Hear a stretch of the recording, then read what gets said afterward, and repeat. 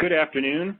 I'm Don Cameron with the Maine Natural Areas Program within the Maine Department of Agriculture, Conservation, and Forestry. I'm here with Justin Schlawin to talk about some of the work we've done that has been funded by recently completed EPA Wetland Program Development Grant. Our mission at the Maine Natural Areas Program is to ensure the maintenance of Maine's natural heritage for the benefit of present and future generations. And while our state wetlands plan has a number of objectives and actions regarding the Natural Areas Program's role in wetland protection, rather than read or list them all to you, I'll just summarize by saying the Natural Areas Program's overall wetlands planning objective is focused on all the steps that will lead to preserving the state's biological diversity. The primary way we accomplish our objective is by identifying and map the state's most significant wetlands, and then we incorporate that information into relevant planning and conservation venues. Wetlands are considered significant if they are a rare type with a low number of examples, or if they are a high-quality example of a common type based on size, condition, representativeness, and landscape context. A critical component of this approach is having a natural community classification that lists and defines all the wetland types in the state. Our classification is based on many years of plot sampling throughout the state. It includes 54 wetland community types and 16 wetland ecosystem types.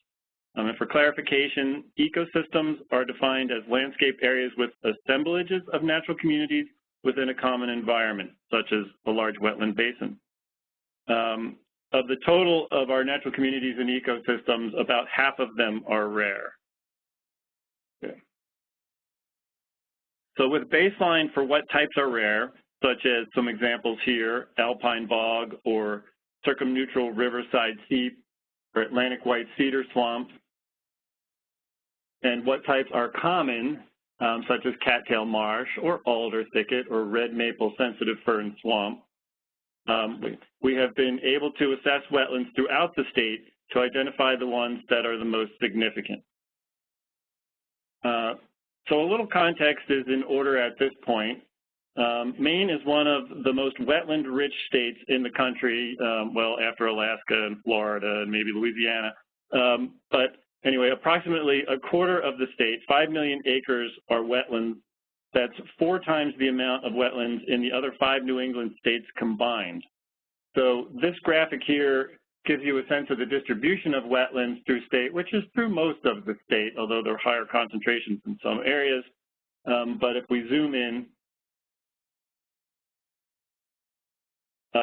we can see just how extensive the density of the wetlands. This is just north of the Bangor area here in Maine. It's about 353,500 square miles area.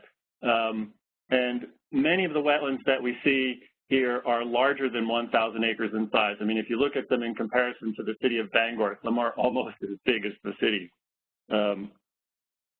Anyway, as you can imagine, assessing Maine's wetlands for significance has been an onerous undertaking.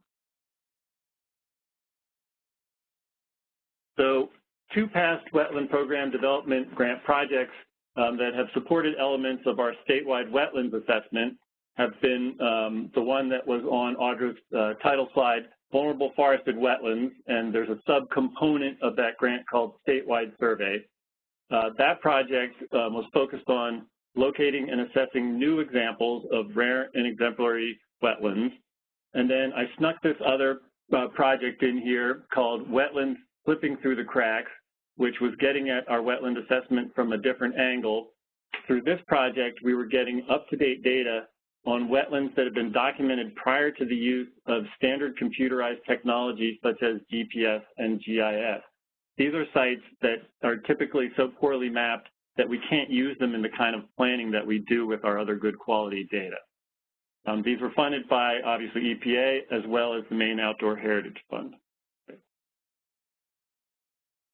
So in trying to identify locations for new significant wetlands, we use a landscape analysis, which is a GIS exercise to identify sites that have high probability of supporting significant wetlands.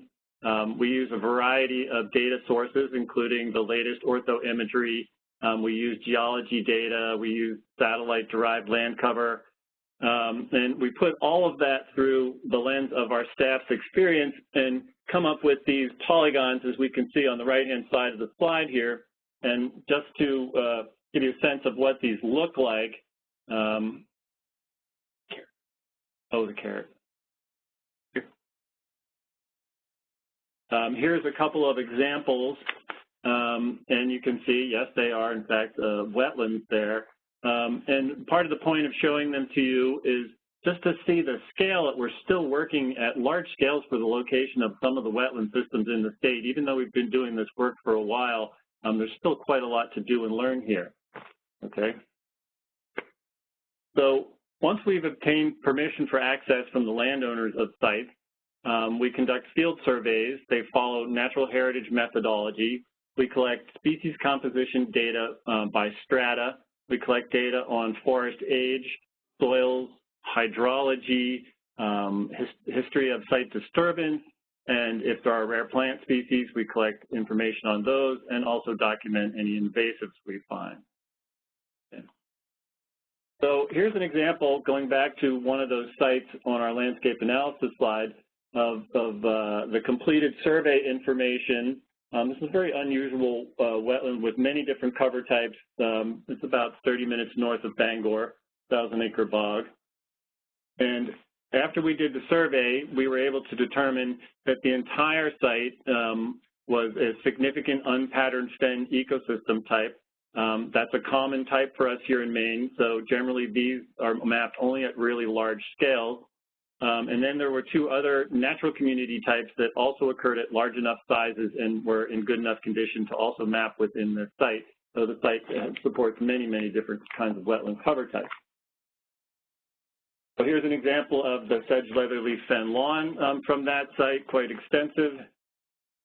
And then the sheep laurel dwarf shrub bog cover types there. And then relating to the other project I snuck in here, wetlands slipping through the cracks.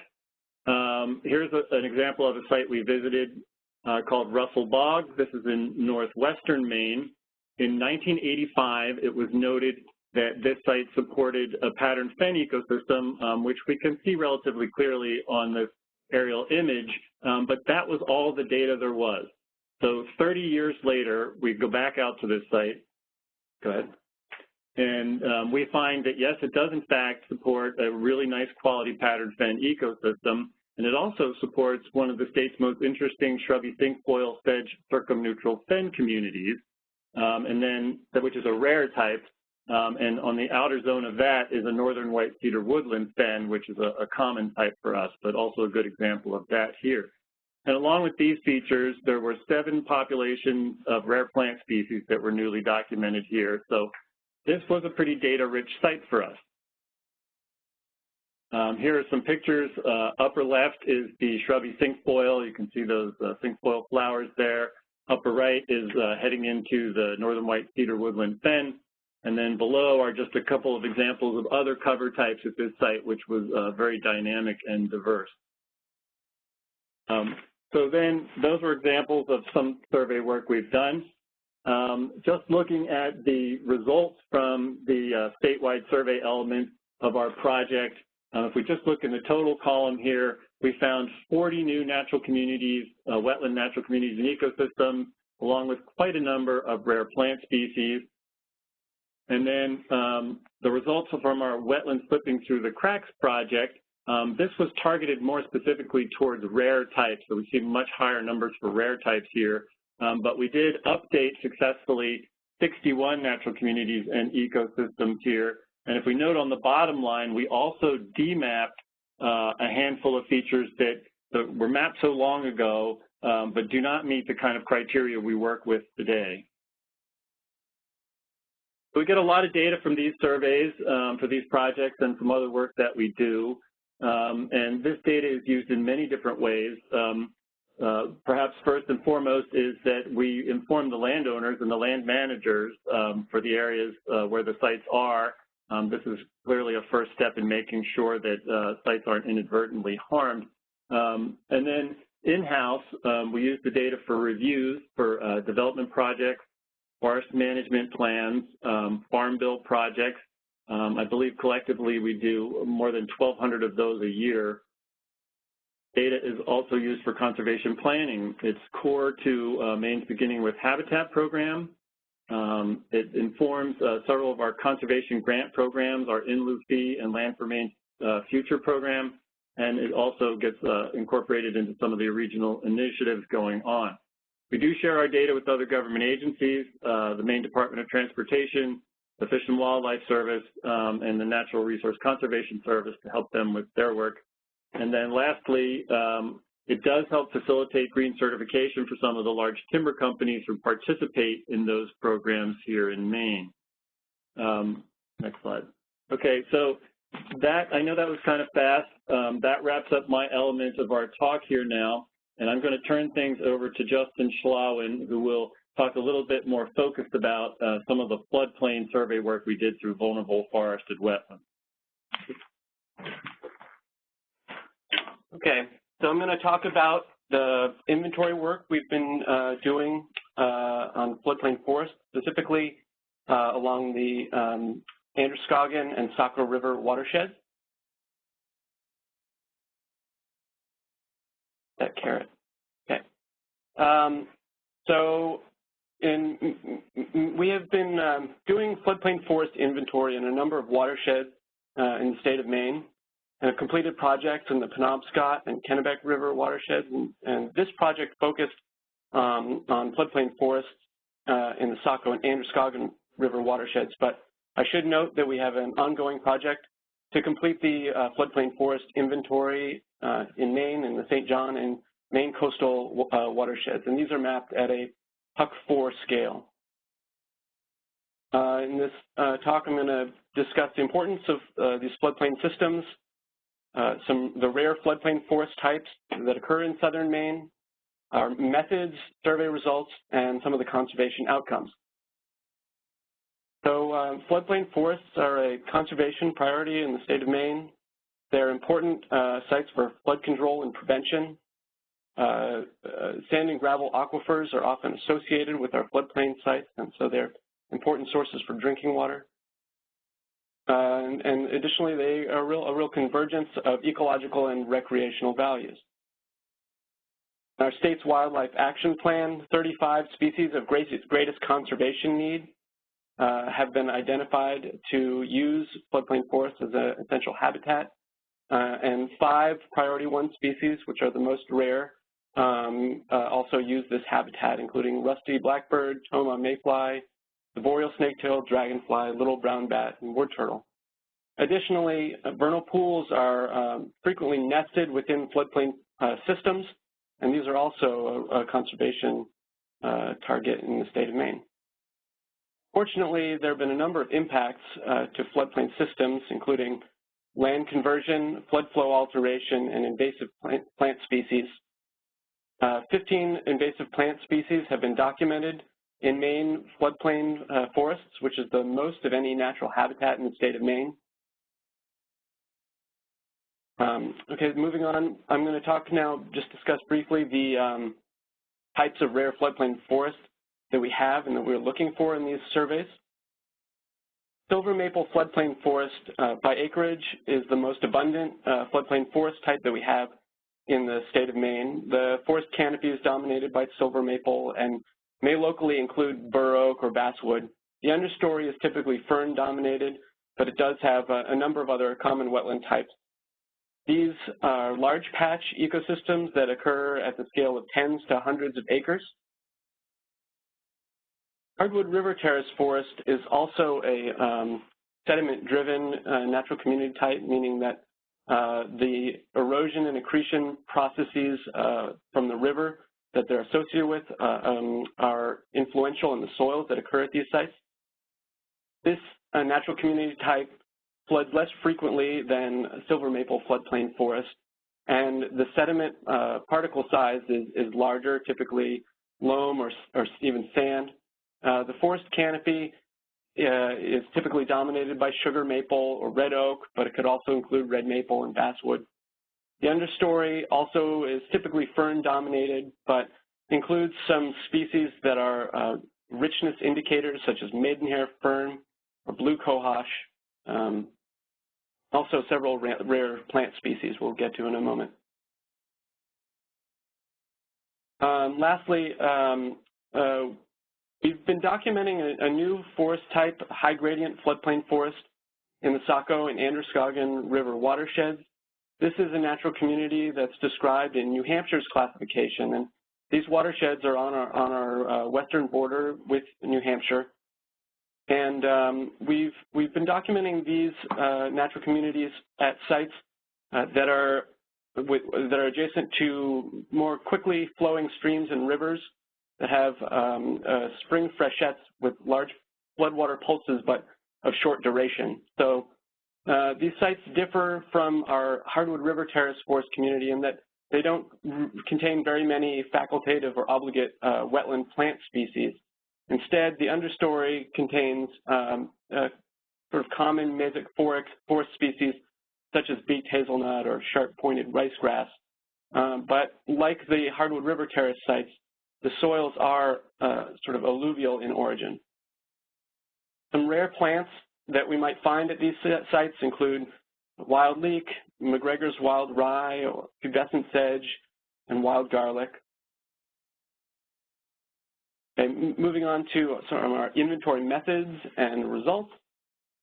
As Don mentioned, the first step to identify sites to inventory is our landscape analysis. We use GIS tools such as a model that we developed to identify floodplain forest sites, as well as some air photo interpretation to find the sites on the landscape. In contrast to some of the sites that Don was talking about earlier, these are typically a bit smaller in size, and so require a bit more scrutiny of air imagery to find these floodplain sites. The next step is to contact landowners for permission to visit these sites. In this project, we contacted roughly 450 private landowners to obtain permission to access their land. And of the landowners who responded, we were granted permission to visit 70% of the private ownership lots. Our methods, we typically do field inventory in the growing season. We collect plot-level botanical information and use ecological integrity assessment, which is a scorecard to assess the ecological integrity of a site that's been developed by NatureServe. And we integrate this data into a national species and habitat occurrence database called Biotics, and Don touched on that earlier, so that's very similar. In this project, we visited 40 sites, and in these 40 sites, we documented new or updated 30 exemplary or rare floodplain wetland occurrences. Additionally, we documented 12 new rare plant populations and updated 5 rare plant occurrences that hadn't been visited in some time. In the Androscoggin watershed, which is the northern of the two, floodplains are typically smaller than in many of Maine's other watersheds. Sites in the upper watershed are intact, but are beginning to be impacted from invasive plants, and certainly there's some sites that have been completely converted to agricultural land use. In the lower watershed, invasive plants are much more widespread and are impacting the majority of many of these sites. Additionally, most of the many sites have been converted to other land use types. So this is a map here of our occurrences in the Androscoggin River watershed. You can see the high gradient floodplain forest on the western side of the watershed along these steep gradient rivers and streams. Silver maple floodplain forest occurs in areas with more gently or more slowly flowing rivers, and Hardwood River Terrace forests are sort of more widely scattered. I'm going to just talk briefly about a specific site that typifies the floodplain forest in this watershed. Stevens Island contains both silver maple floodplain forest pictured above, as well as hardwood river terrace forest, which is on the slightly drier areas of the site. The hardwood river terrace portions of the site are quite rich and support 3 different rare plant species and quite a few rich woods indicators. The photo in the bottom left-hand corner shows Dutchman's Breeches, which is a rich woods indicator floodplain forest. For the most part, this site is not dominated by invasive plants, but there are a few populations of invasive plants within the site that are being managed by the landowner. This is a site that's being managed actually quite well. It's a conservation site owned by the Androscoggin Land Trust. Moving on to the Saco River watershed. This watershed contains the largest floodplain forest site in the state. For the most part, invasive plants are not quite as widespread as they are in the Androscoggin River watershed, but there are quite a few places where they're beginning to have an impact at a number of sites. Unlike the Androscoggin River watershed, there's fewer overall sites, but as I said, the sites are much larger.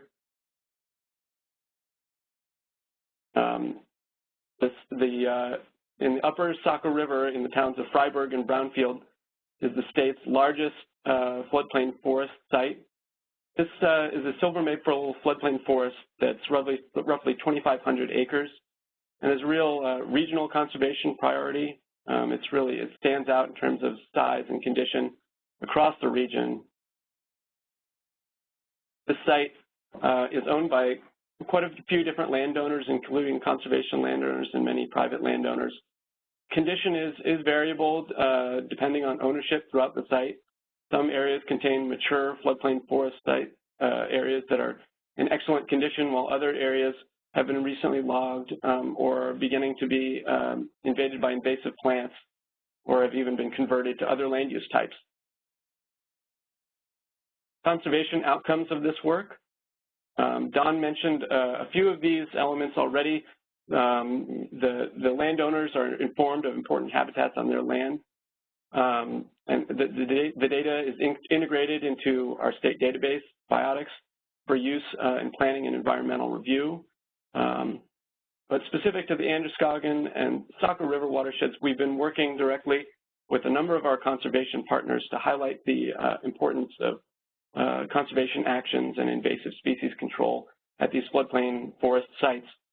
We've given presentations to land trusts in the region and worked with them, and we've done several field tours with different land trusts. And last year in 2018, following up this project, we led a field tour of the Saco River floodplain site that I showed you in collaboration with the Saco River Watershed Collaborative and the Nature Conservancy to highlight the importance of conservation efforts and invasive species control at these floodplain sites. And this was a well-attended workshop and included staff members from the office of Senator Angus King. Okay, so that I think concludes this portion of the talk, and we're open for maybe a few minutes of questions before moving on to Vermont. I'm Julie Follensby, and I'm here with Charlie Hone of the Vermont Department of Environmental Conservation Wetlands Program. We have a wetland program development grant project to look at a small number of wetland restoration sites using our existing wetland bioassessment methods. So we'll introduce that project to you today.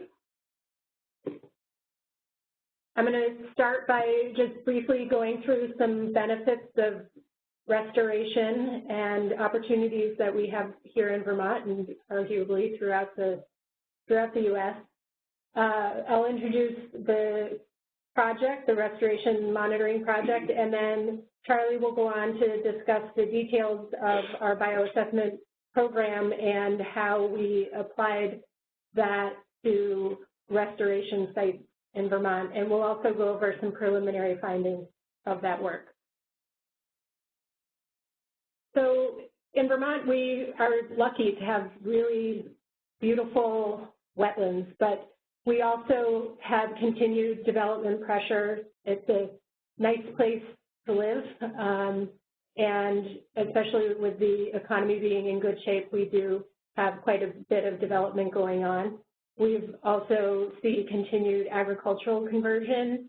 The current kind of hot topic in ag conversion right now is tile draining, but we also see forested conversions occurring. The good news is we have strong regulatory protections for wetlands here in Vermont, both at a state level where most of our wetlands are protected and also have a 50-foot protected buffer associated with them. And then we, of course, have federal protections for wetlands as well. And we do have a number of municipalities that include wetland protections in their zoning. The other thing that we have here in Vermont is a very strong voluntary conservation and restoration community, and that work is really continuing to expand throughout Vermont so that we're getting some really great restoration and also conservation happening.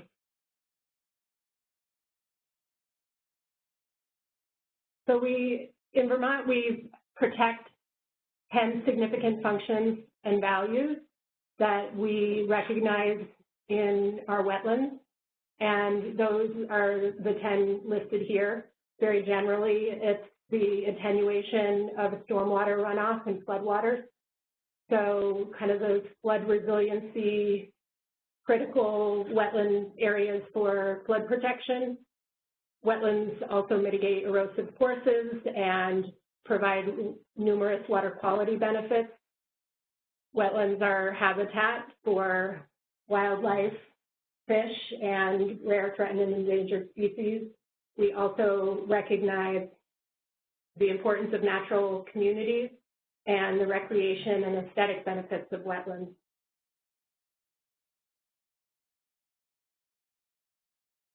And lately, there's been a bigger focus on phosphorus and the importance that wetlands and floodplains can play in mitigating phosphorus impacts on our waters.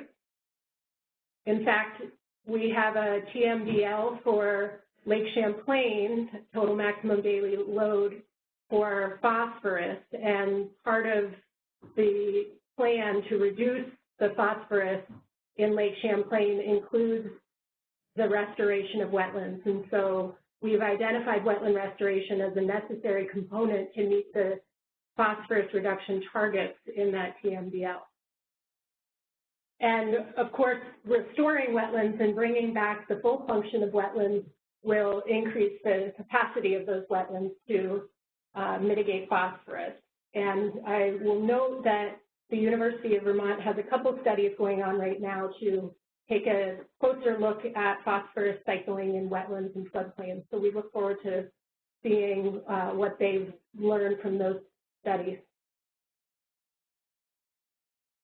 Wetlands also play an important role in carbon sequestration, and that is a topic that we talk about amongst ourselves in our program, but haven't dived particularly deeply in, but we do know that most intact wetlands are important carbon sinks. And given the large agricultural landscape in Vermont, we do have a lot of restoration opportunities. And in Vermont, unlike out west, where many lands are made available or improved for agriculture by adding water to the land, in Vermont, historically, lands were drained. So our bottomlands, our lakeshore lands, and our valleys were drained historically to make good, viable agricultural land. And so typically, when we're looking at restoring lands in wetlands in Vermont, we are looking to bring the water back and it can often be as simple as plugging ditches or breaking up tile drains.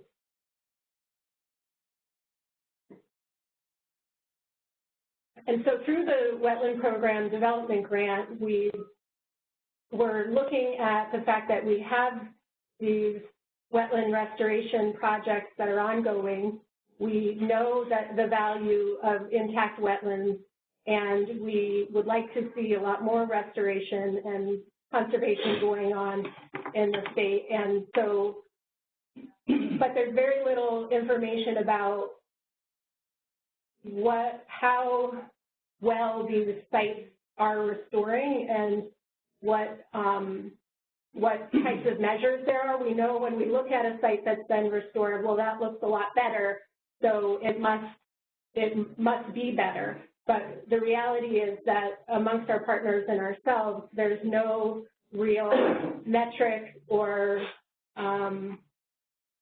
measure of whether a wetland is improving its function or other measures like function or biological condition. And so this project is to try to come up with some indicators of success. So we have a great partner in NRCS. They have restored through the Wetland Reserve Easement Program approximately 60 sites and over 4,000 acres in Vermont with close partnership with U.S. Fish and Wildlife. And so we partnered with them to identify sites to take a closer look at. I will just point out that there's a lot of other important restoration and conservation partners in Vermont. And so we selected a small number of sites that were going to go to construction. So they're in current agricultural production, and they were going to be actively restored in the 2018-2019 range. And also there were a small number of sites that there had been restored, and I'm putting air quotes around that, but they realized that they needed additional enhancement. And for the most part, those enhancement activities were tree planting and maybe some invasive species control as kind of baseline sites. And we also tried to find sites that had other monitoring activities that were ongoing. Some of those activities included mosquito treatment and monitoring, wildlife game cameras, bird surveys, and vegetation plots. And I will get used to how to advance this. And now I'll turn it over to Charlie to talk about our bioassessment program. Hello, and so first I'll just give a brief overview of our bioassessment program. I won't get into too much detail since it'll come up a little more later, but basically we are here to promote the health, or excuse me, to monitor the health of Vermont's wetlands. We're basically looking at the condition of wetlands, the functions and values of wetlands. And by we, I usually mean just me and a couple other people. So we're a pretty small program, but we run all over the state. It gets to see a lot of neat places. We're here to support the regulatory and planning activities that happen in the state. And now this bold bullet point is actually a new one, to monitor effectiveness of restoration and even just where restoration is happening on the landscape, how well it's working, and then to look at longer term trends. And we have 3 types of surveys. Sometimes they're called tiers, sometimes they're called levels, and this is used by other states as well. But Tier 1 or Level 1 is a desktop review. In our case, we don't do a lot of heavy modeling because we don't have the resources, so it usually just means looking at a bunch of layers. But we are lucky to have a lot of really great LiDAR coverage, a lot of air photos, things like that. Tier 2, we also do VRAM, which is our rapid assessment, take some general notes and do some natural community mapping. And Tier 3, we also do plant plots or releves and collect water chemistry information. And a lot of the Tier 2 work is done when it's not the peak season for plant ID, because when we do the Tier 3, we want to be able to identify sedges and such, and you just can't always get that in May or October. And so here's a brief look at our Vermont rapid assessment method, which I also call Wetlands Yahtzee. Looks a little like a tax form. In reality, you are going through and filling out, you're assigning number values to different characteristics of the wetland. Once you've already looked at a wetland, it takes about 15 minutes. It looks at the condition and also the function value of the wetland, and we call it the quality overall. And the neat thing about that is we can then, when I put it in our database, pick apart those factors. So if we're more interested in function and value, more interested in condition, we can pull that out in the data too. And we're looking at all different things we can pull out of here. But you can see a map here that gives a general idea as to where we've done VRAM. There's actually even more since then, but you can see that we've gotten really good coverage of the state. And they're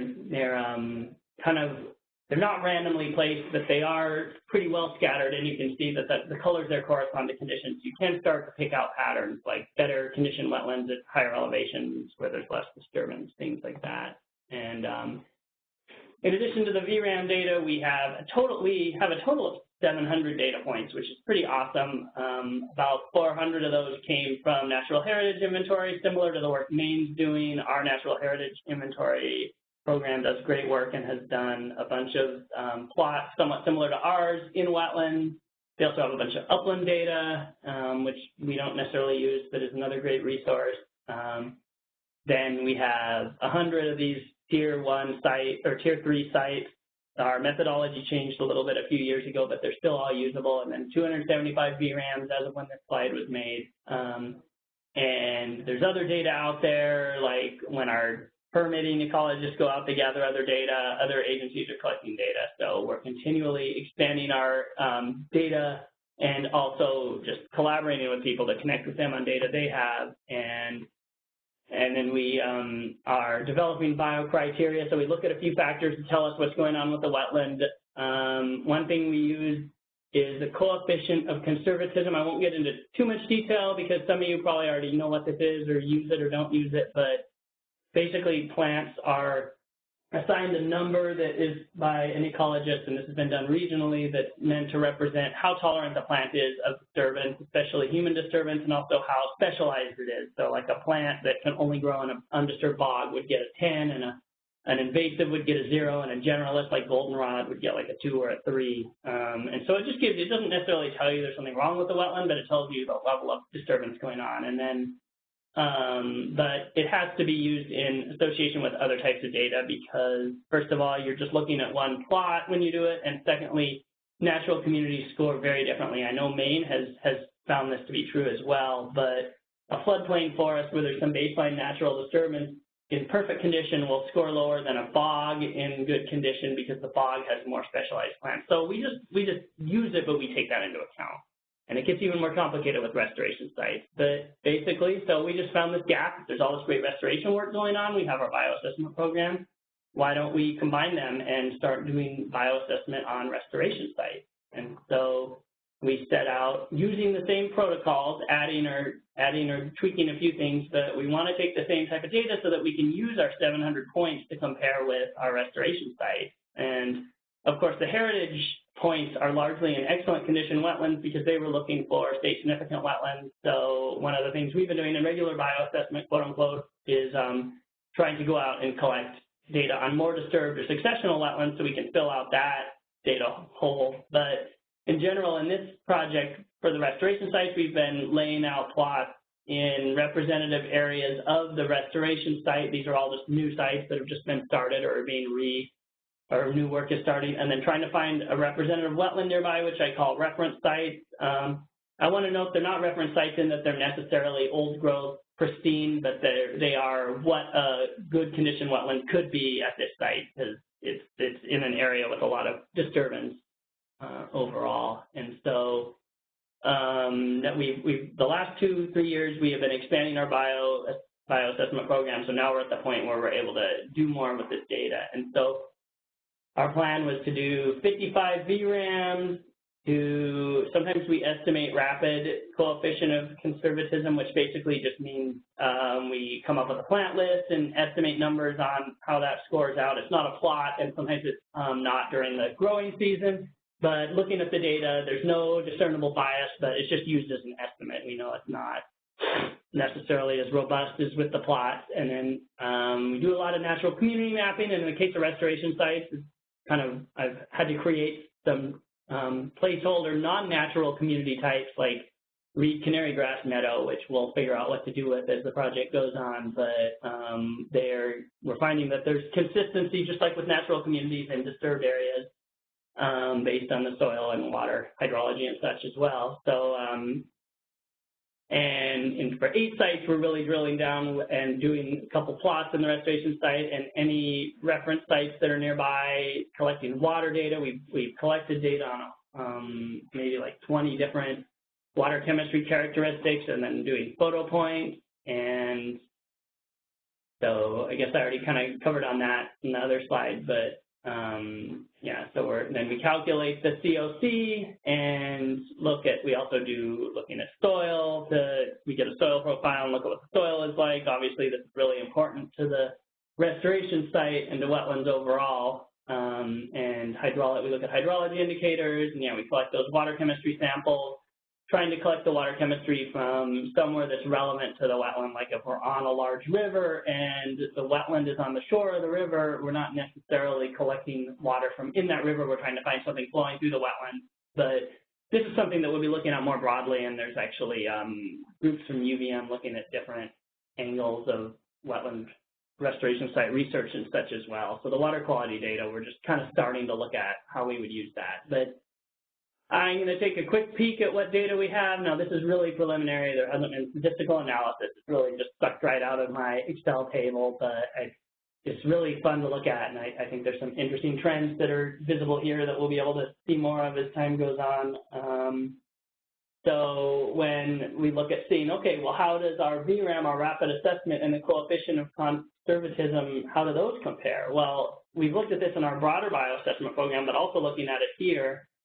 There you can see it's not one-to-one, but there is a relationship where plots with a higher coefficient of conservatism also tend to be in wetlands that have a higher VRAM. And one of the things of note is that the plot is usually 10 by 10 or 20 by 20 meters, whereas the VRAM covers a larger area. So obviously it isn't one-to-one, and there's biases and such there. But the really interesting thing is you can see with the mean COC there, which just looks at what number, just averages all the plant species and what number it gets. You'll see there are some that, for instance, get a low COC and a high VRAM score, or vice versa. Like maybe, well, we tried to choose a representative plot, but it fell in an area with more invasives or more native specialist plants than other spots. But then when we correct for cover, saying that, well, in most of these restoration sites, there's a lot of reed canary grass, a lot of other either invasive or disturbance-loving plants because they're just starting out. When you correct for cover and like there's 95% reed canary grass cover and 5% tussock sedge, then you're going to weight the reed canary grass that way. And when you do that, you see a tighter correlation's the right word, but a connection between the VRAM score and the COC. And so that's interesting because when we look at our broader bioassessment data, looking at more natural wetlands or less disturbed wetlands, we found that the cover weighted corresponds less. So that's really interesting. And I don't know whether or not this trend is going to hold up as we gather more data, but so we just look at both. And so this data set is that in these slides is for all of the sites we went to, which is over 60 sites where we did the VRAM, and we looked at restoration sites, we looked at reference wetlands as defined earlier, and then the ones that say recovering, those are places that kind of are in between. They're not really, they're basically areas that have restored themselves or are somewhat disturbed, but and have like mid-seral vegetation, but are regrowing on their own. And the degraded is when I had chances and could see a full-on agricultural wetland like a cornfield that is flooded and has hydric soils, I would do a VRAM for that as well. And what you're seeing here is that when you look at all the sites, including the rapid estimated COC, you don't get that much difference in the sites between the restoration sites and the reference sites, but when you look at the rapid assessment, which looks at the whole wetland, you do see a really strong difference where the degraded wetlands are scoring like 20 to 30. The restoration sites, again, new sites, are scoring around 40 most of the time. These recovering wetlands, 50 to 60, and then the reference sites are usually getting 70 to 80, 60 to 80. So this is showing that the VRAM is capturing at least to our knowledge, is doing a good job of capturing what's going on in these wetlands. And then when you just look at the plots, here's where you see the mean COC and how the restoration sites do tend a little lower, but also are spread out a bit. Like you see some are getting really good scores. Those are ones where the plot just landed in one of the sedge types that gets a higher score.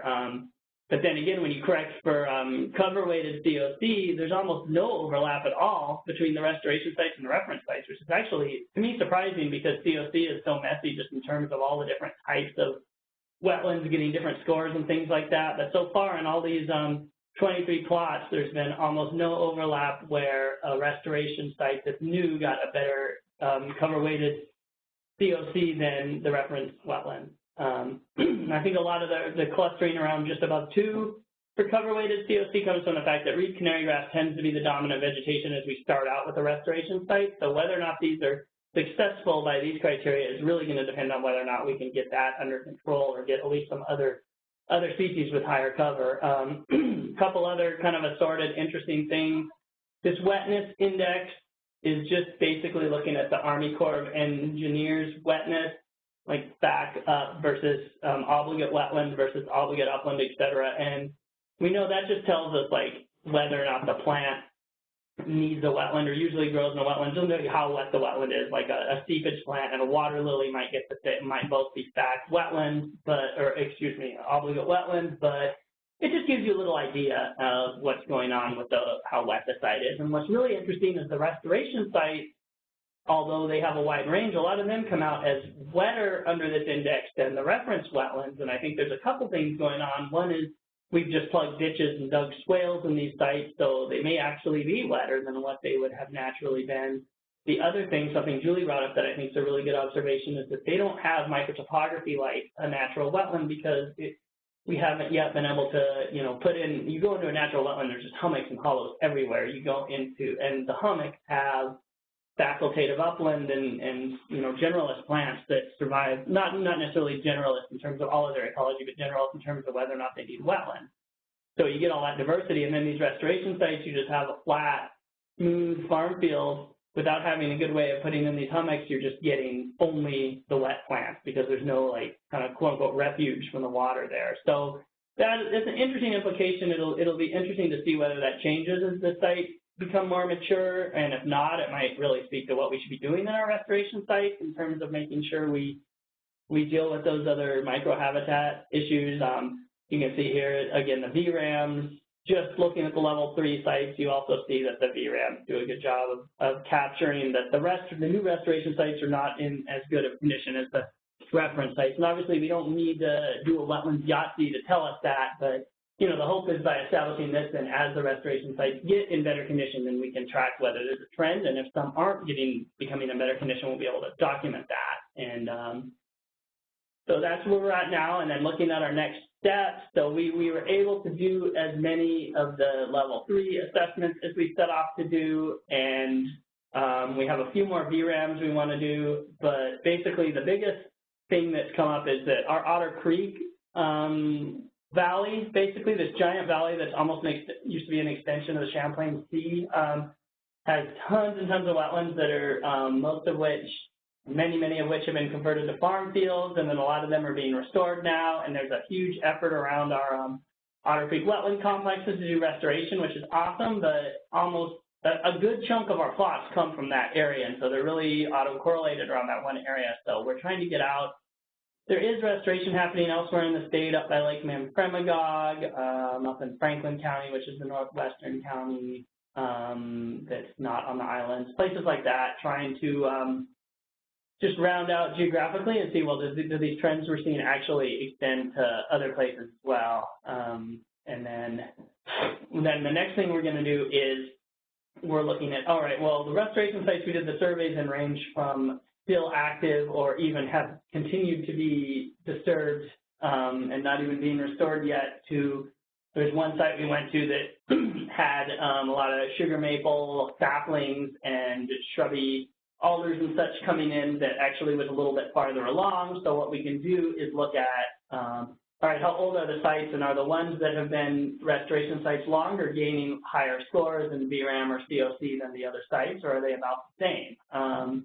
And then can we start to look at trends over time, either in an individual site or just looking at different restoration sites? Can we say as time goes on, they're actually improving by these metrics? And then, you know, like I said, this is very basic data. I haven't done statistical analysis or anything, and you know, to be honest, we don't have a ton of resources to dive really deep into that. So we're looking more at like connecting with UVM and looking at University of Vermont and ways we can like do more detailed analysis, but just looking more at the data and seeing what else we can pull out. And then we're looking at developing indicators of success, which basically just means, well, VRAM looks at a lot of things and not all of them are things that a restoration site can control. It might also be the size of the wetland or what type of water is flowing into it, things like that. Well, we want to isolate the parts, the things on the VRAM assessment that restoration can make better and look just at them to see if we can sharpen even more how VRAM represents what's going on with the wetland, and or potentially add in other factors along with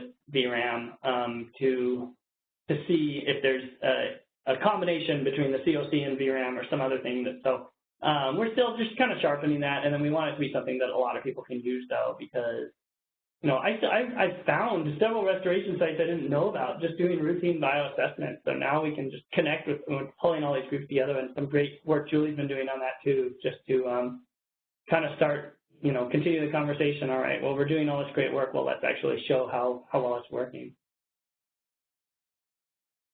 All right.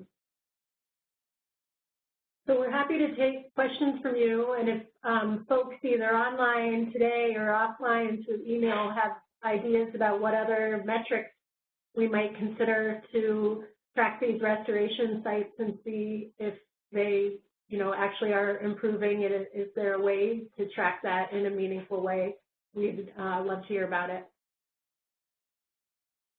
First for Charlie, and this is from Laura Chappelle, the peek at the data box plot graph, does that include a mix of community types, like EM? So yes, it does, but they're primarily all either ash swamps or floodplain forests, and that's just because what we're restoring now, but it's absolutely true. You know, I haven't seen that much of a difference in COC looking at our reference data between those two types, but one of the things we could do in a deep dive is look at separating those out, or a deeper dive. I guess we're a really shallow dive now, but separating those out and also trying to determine whether or not the places the plots are in the restoration site would be one or the other, because it has a lot to do with soil and hydrology and distance from river, and then parsing those out. But I guess the short answer is no, but we haven't seen that much variation in COC between those natural community types. But that's a really good question. Okay, great. And from Rose Paul, are you looking for previously restored sites to add to your VRAM monitoring? Yes, and Rose, if you have sites for us, please do email me, and we'll get to as many of them as we can, because the more data we have, the better, and we enjoy seeing those. Helpful to us. Yeah. So Kathleen Walls asks, are you using Vermont FQA or Northeast Regional FQA? So we are still using the Vermont FQA. I actually we have the other ones there, and we can run it on that too, the newer one, and see how well that pairs out. But looking at the data I have looked at, the new one actually isn't correlating as well with VRAM as the old one, which doesn't necessarily mean it's not as good or something, but it's not. There hasn't been a strong motivation to go through and re-update our whole database so that it can do that. But that being said, at some point, that's the plan, and it'll be really interesting to see. I don't know if anyone else has had experience using them yet. These are pretty much all in the that Champlain Valley. I forget which region it's in, but so yeah, good question. But for now, we're still using our older Vermont one. All right, and then I just want to kind of add two comments. One from Scott Jackson, that their work in Massachusetts forested wetlands found that cover-weighted mean COC performed much worse than simple mean COC.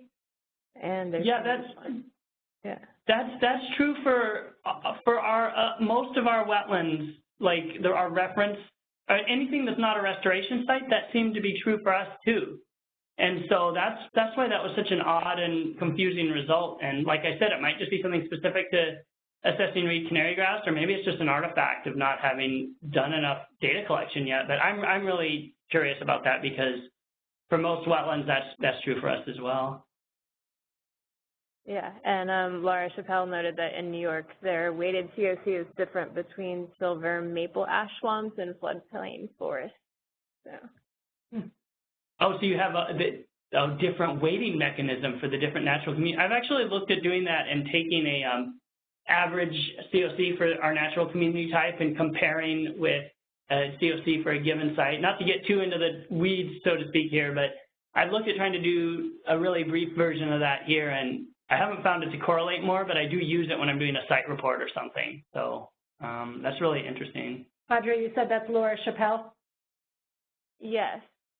Okay, thanks. Yeah, and I have some more notes on that I will just send to you guys. I want to move on.